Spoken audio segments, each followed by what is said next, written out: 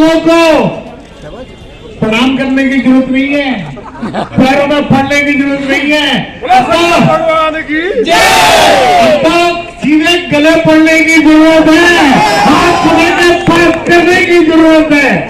एक अच्छी खबर देता हूं, अभी अभी राष्ट्रीय महामंत्री अरुण सिंह जी का फोन मेरे फोन पर आया था और बोले भाई एक माला मेरी तरफ से भी पहना देना। तो माला तो खैर है नहीं भैया, मैं गले में अरुण सिंह जी की तरफ। सुनील शर्मा जी, सुनील शर्मा, कैबिनेट मंत्री सुनील शर्मा, मंत्री भारत माता की, भारत माता की, भारतीय जनता पार्टी, भारतीय जनता पार्टी, मोदी योगी जिंदाबाद, जिंदाबाद जिंदाबाद, मोदी योगी जिंदाबाद, जिंदाबाद जिंदाबाद। महानगर के बहुत ही मेहनती जुझारू अध्यक्ष आदरणीय श्री संजीव शर्मा जी, उत्तर प्रदेश में सरकार में मंत्री आदरणीय श्री नरेंद्र कश्यप जी, पूर्व मंत्री बड़े भाई और शहर से विधायक आदरणीय श्री अतुल गर्ग जी, और जिनको क्रांतिकारी विधायक के रूप में पूरा प्रदेश जानता है ऐसे भाई नंद किशोर जी, राज्य मंत्री दर्जा प्राप्त आदरणीय श्री कैप्टन विकास गुप्ता जी, पूर्व महापौर बहन आशा शर्मा जी, हमारी पूर्व चेयरमैन श्रीमती रीना भाटी जी, महामंत्री गोपाल जी, महानगर के सभी पदाधिकारीगण, बहुत कई वरिष्ठ हमारे आदरणीय बंधुराज शर्मा जी, आदरणीय सोहेल जी, पूर्व महापौर आदरणीय आशु वर्मा जी, आदरणीय राजा वर्मा जी, सब लोग यहाँ पर उपस्थित हैं और मेरे कार्यकर्ता बंधु और बहनों, हाथ जोड़कर सभी को नमन करता हूं, मैं सबको प्रणाम करता हूं। सुनील शर्मा जिंदाबाद, जिंदाबाद जिंदाबाद। अब मेरा आग्रह है कि 2 मिनट बोलूंगा, बीच में नारा मत लगाना। आज एक सम्मान पार्टी के कार्यकर्ता को मिला। सबसे पहले मैं भारतीय जनता पार्टी के शीर्ष नेतृत्व माननीय मोदी जी, माननीय अमित शाह जी, माननीय जगत प्रकाश नड्डा जी, माननीय हमारे उत्तर प्रदेश के मुख्यमंत्री श्री योगी आदित्यनाथ जी, उत्तर प्रदेश के यशस्वी अध्यक्ष चौधरी भूपेंद्र सिंह जी और प्रदेश के महामंत्री संगठन श्री धर्मपाल सिंह जी और संपूर्ण नेतृत्व का आभार व्यक्त करता हूं कि उन्होंने मुझे जैसे एक सामान्य कार्यकर्ता को ये सम्मान दिया है। मैं उनका बहुत बहुत आभार और सम्मान व्यक्त करता हूं। और आज जिस गर्मजोशी के साथ यूपी गेट से लेकर यहां तक स्वागत हुआ है, मैं आदरणीय संजीव शर्मा जी, जिनके मार्गदर्शन में, जिनके नेतृत्व में आयोजन हुआ, मैं उनका हार्दिक आभार और धन्यवाद ज्ञापित करता हूं। सभी कार्यकर्ता बंधु बहनों का जो काफी समय तक सड़क पर खड़े रहे और बहुत जोश और उत्साह के साथ, मैं ज्यादा समय नहीं दे पाया क्योंकि यह टाइम से पहुंचना था, लेकिन मैं देख रहा था सबके चेहरों पर एक खुशी और प्रसन्नता का माहौल था। मैं समझता हूं कि वो इसलिए था कि वो मानते हैं कि मैं उनके परिवार का सदस्य हूं, कोई वीआईपी नेता नहीं हूं, इसलिए वो प्रसन्न थे। और जो आपने किया, मैं आप सबका बहुत हृदय से आभार व्यक्त। और कार्यकर्ता है, एक बात कहना चाहता हूं कि सब्र का फल बहुत मीठा होता है। मैं तो, मुझे मालूम था कि 5 तारीख को मंत्रिमंडल का विस्तार, लेकिन मुझे मालूम था बहुत छोटा होना है।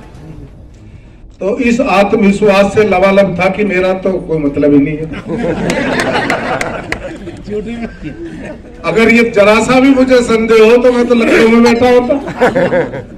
11 बजे अतर सिंह हमारे पूर्व पार्षद अपने लोगों को लेकर के मेरे पास घर पे बैठे। मुझे मंदिर जाना था, खैर उससे बातचीत करके मैं मंदिर गया तो फोन आया। फोन मोबाइल से था, मैंने समझा कि पता नहीं कौन है, मजाक तो नहीं कर रहा। जब तक उन्होंने आप यहाँ आ जाइए 1 बजे तक सीएम हाउस, मगर भैया 12:30 बजे कैसा हो। थोड़ी देर बाद फिर उनका दोबारा फोन आया कि 3 बजे तक आ जाइए। तो मैं तो डर गया, ईमानदारी की बात थी। मैंने कहा भाई मैं एक समिति का सभापति भी हूँ, कोई गलती तो ना होगी महाराज जी ने, कहीं आज मेरी क्लास तो नहीं होनी। मैं डर की मारी भागा आया। मैंने बेटे से कहा भैया कोई फ्लाइट है, उन्होंने कहा जी 1:30 बजे की है, टिकट कर। जब मैं यमुना पार मैं वहां तक तो चिंता में कि पता नहीं क्या गलती हुई है, क्या बात है, एकदम क्यों बुलाया है। जब मैं यमुना पहुंच गया तो मुझे किसी ने कहा फोन करके, हरिश्चंद्र शर्मा जी का फोन आया, भाई साहब एबीपी चैनल पे आपका नाम चल रहा। तो सच बताऊं कि मुझे विश्वास सा नहीं हो रहा था। जब मुख्यमंत्री जी ने कहा कि तुम्हें मंत्री बना रहे हैं, तो और मंत्री भी कैबिनेट बना रहे हैं, ये तो सम्मान है जी। तो मुझे लगा कि ये भारतीय जनता पार्टी है जो पंक्ति में आखिर में खड़े हुए किसी व्यक्ति को मुख्यमंत्री बना देती है। घर बैठे व्यक्ति को बुला करके जब उन्हें लगा होगा, कोई कारण होगा कि भाई बनाना चाहिए, उन्होंने घर बैठे बुला करके मुझे जल्दी आओ शपथ लो। इसलिए मैं पार्टी कार्यकर्ताओं से कहता हूं कि अपने संगठन की आज्ञा का पालन, अपने अनुशासन के साथ चल करके काम करते रहो। भारतीय जनता पार्टी में देर हो सकती है, अंधेर किसी के साथ नहीं हो सकता। सबको कुछ ना कुछ पार्टी सम्मान देती, विचार करके बहुत हमारा नेतृत्व बिल्कुल निष्पक्ष और बिना किसी भेदभाव और पक्षपात के काम करता। ना वहां वंशवाद है, ना वहां परिवारवाद है, ना तेरा मेरा है। वहां एक ही है कि हमें देश को आगे ले जाना है, राष्ट्र को परम वैभव पर ले जाना है, शक्तिशाली बनाना है। इसमें जिस कार्यकर्ता का जहां उपयोग होगा उसको वहां की जिम्मेदारी दी जाएगी। बहनों भाइयों, मैं कहना चाहता हूं कि पार्टी ने मुझे ये जिम्मेदारी दी है आप सबके सहयोग से। अभी तक मैं एक विधानसभा में काम कर रहा था, लेकिन अब पूरे प्रदेश में करना पड़ेगा। लेकिन प्रदेश में करूंगा, पर मैं अपने जनपद के सभी कार्यकर्ता बंधु और बहनों से कहना चाहता हूं, क्योंकि जो वर्तमान 2 जिले इनके 80% हिस्से से मैं विधायक पहले रह चुका हूं। मैं कहना चाहता हूं कि एक एक कार्यकर्ता का अधिकार है कि वो अपने को मान ले कि मैं उत्तर प्रदेश सरकार का एक सदस्य हूं, एक भाग हूं। मैं अगर कोई जायज काम मेरा है उसे कोई मायने का लाल रोक नहीं सकता, नहीं रोक पाएगा। 24 घंटे में वीआईपी नेता नहीं हूं, आप सब लोग जानो। मैंने वार्ड अध्यक्ष से काम पार्टी में किया। बहुत सारे लोगों को जानकर, मैं बजरंग दल में था, बजरंग दल से बीजेपी में आया तो वार्ड का अध्यक्ष बना, फिर मंडल का मंत्री बना, फिर युवा मोर्चे का जिलाध्यक्ष बना, फिर महानगर की टीम में उपाध्यक्ष बना। आदरणीय बलदेवराव शर्मा जी, सिरोही जी बैठे हैं, आदरणीय बालेश्वर जी हैं, हमको संगठन में काम करने का रास्ता दिखाया, रास्ता सिखाया कि कैसे काम करना। उन सबके साथ काम किया, हर कार्यकर्ता को, जैसा भाई साहब अतुल जी ने कहा कि गिरेबान में हाथ डाल के, गर्दन में हाथ डाल के। और मैं भाई साहब मध्य प्रदेश गया था, मैंने वहां के मुख्यमंत्री जी को देखा था कि लोग गर्दन में हाथ डाल के सेल्फी लेते। तो ये भाव हमारे यहाँ होना चाहिए और यही रहेगा। मैं सदैव आपके लिए जो पार्टी की नीतियां हैं, जो सरकार की नीतियां हैं, इस संकल्प के साथ कि 2024 में उत्तर प्रदेश में 80 में जीतने के लिए हमें काम करना है। हमारा प्रत्याशी कौन है? कौन है? हमें कमल के फूल के लिए काम करना है। आप सबका मैं बहुत बहुत आभार और धन्यवाद ज्ञापित करता हूं। माननीय विधायक और पूर्व मंत्री श्री अतुल जी, आदरणीय नंदकिशोर जी, अध्यक्ष मानगढ़ श्री संजीव शर्मा जी, रीना भाटी जी, बहन आशा जी, आदरणीय गोयल साहब और सभी भारतीय जनता पार्टी कार्यकर्ता भाई और बहनों, चूंकि हम सबने आदरणीय सुनील शर्मा जी का उद्बोधन और आभार शब्दों को सुना है, मैं अपनी तरफ से और आप सबकी तरफ से उत्तर प्रदेश के नवनियुक्त कैबिनेट मंत्री श्री सुनील शर्मा जी को हार्दिक बधाई और शुभकामनाएं देता हूं, आपका अभिनंदन करता हूं और भारतीय जनता पार्टी के शीर्ष नेतृत्व ने गाजियाबाद जनपद के कार्यकर्ताओं का सम्मान बढ़ाने के लिए आदरणीय सुनील शर्मा जी को कैबिनेट मंत्री बनाया। मैं भारतीय जनता पार्टी के शीर्ष नेतृत्व का आभार जताता हूं। आप सबको बधाई शुभकामनाएं। वही बनाएंगे, तारीख नहीं बताएंगे। हमने तारीख भी बता दी, तारीख पर बना भी दिया और तारीख पर उसका हमारी पार्टी के नेतृत्व ने और हिंदू समाज ने उसका उद्घाटन। और विशेष बात अगर मैं कहूं कि जहां लोग मूर्ति पूजा का जहां से विरोध शुरू हुआ था, उस आबू धाबी में आज सनातन धर्म का मंदिर बना है। ये मोदी जी के लिए बहुत बड़ी उपलब्धि जी। जल्दी हो जाएगा, माननीय मुख्यमंत्री जी। गाजियाबाद को क्या समस्या है जो ऐसे साहिवाल का अस्पताल है और भी क्या सौगात, मतलब मंत्री बनने के बाद आपको उससे देखिएगा, साहिबाबाद को आपके मंत्री बनने के बाद अस्पताल मिल जाएगा।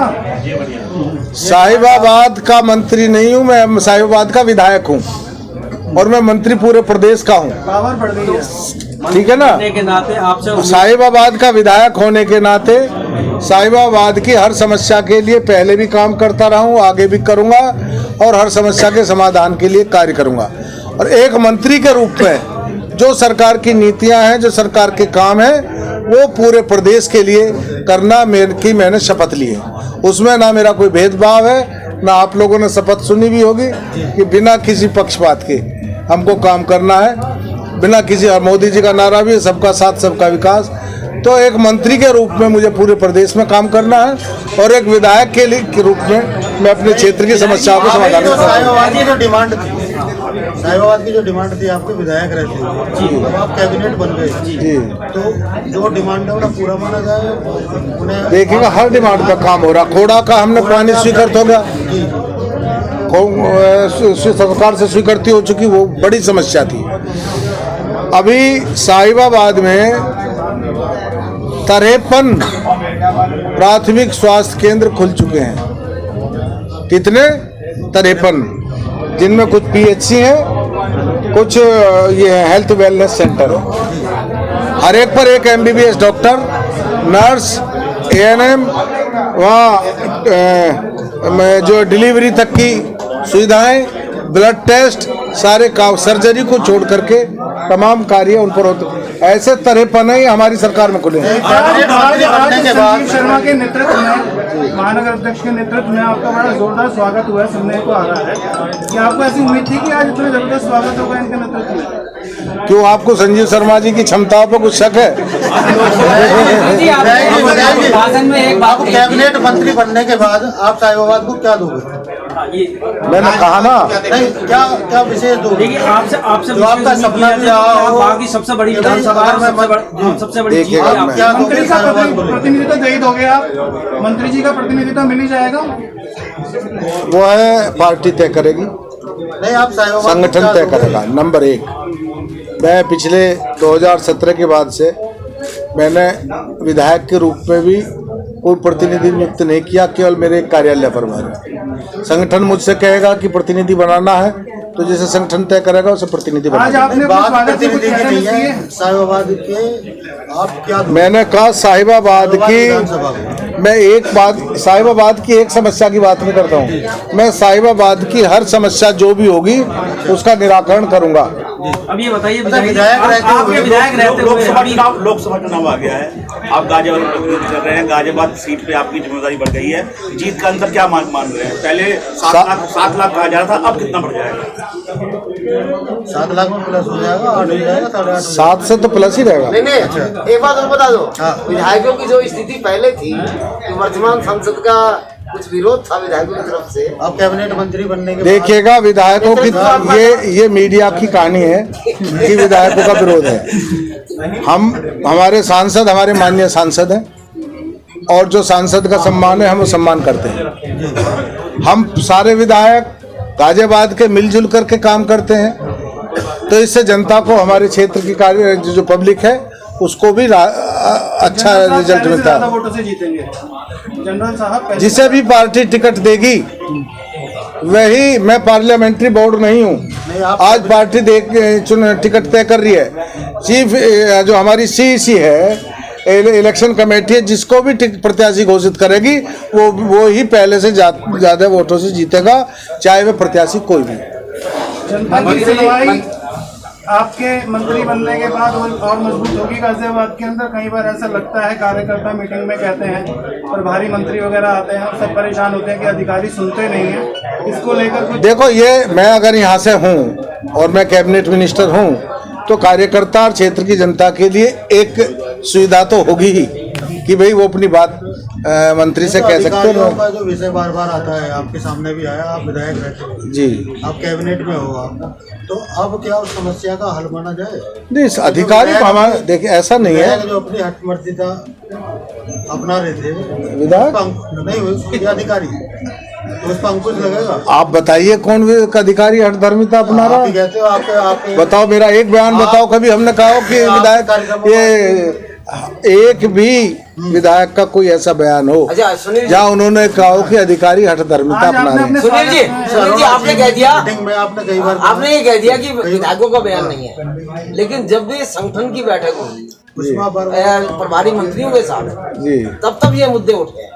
आप भी उन मीटिंगों में रहे, संजीव भी आपने भी कहा है मीटिंग ये अधिकारी सुनते नहीं है। एक बार जनप्रतिनिधियों की और अधिकारियों की बैठक भी हुई थी, उसमें नहीं, लेकर के आप आपसे सरकार की ये सामंजस्य है। सरकार का स्पष्ट निर्देश है कि महीने में एक बार जनप्रतिनिधियों के साथ जिले का कलेक्टर, पुलिस का जो भी यहाँ का वरिष्ठ अधिकारी होंगे वो उनके साथ बैठ करके मीटिंग करेंगे, जन समस्याओं पर चर्चा करेंगे। उसी क्रम में वो बैठकें होती हैं। आज आपने स्वागत में कुछ प्रमुख चेहरे मिस किए, मतलब मिस किया हो?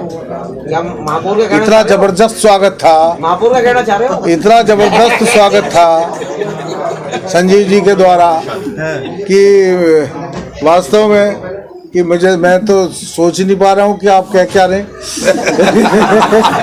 मंत्री जी, आज आपने अपने भाषण में बोला था कि जब मैं मंत्री बनाऊं, जब मैं भारतीय जनता पार्टी को समझाऊं, उससे पहले क्या समझते थे आप? नहीं, मैंने कहा है, आपने कहा था, मेरे पास में है, आपने कहा है। देखेगा बोलते वक्त आपको, आप उसको किस तरीके से ले रहे हैं। मैंने ये कहा है, मैंने आपने ये नहीं देखा, मैंने कहा मैं भारतीय जनता पार्टी का वार्ड अध्यक्ष रहा हूँ। हो गई भाई, हो गई प्रेस कॉन्फ्रेंस। पहली लिस्ट में जो है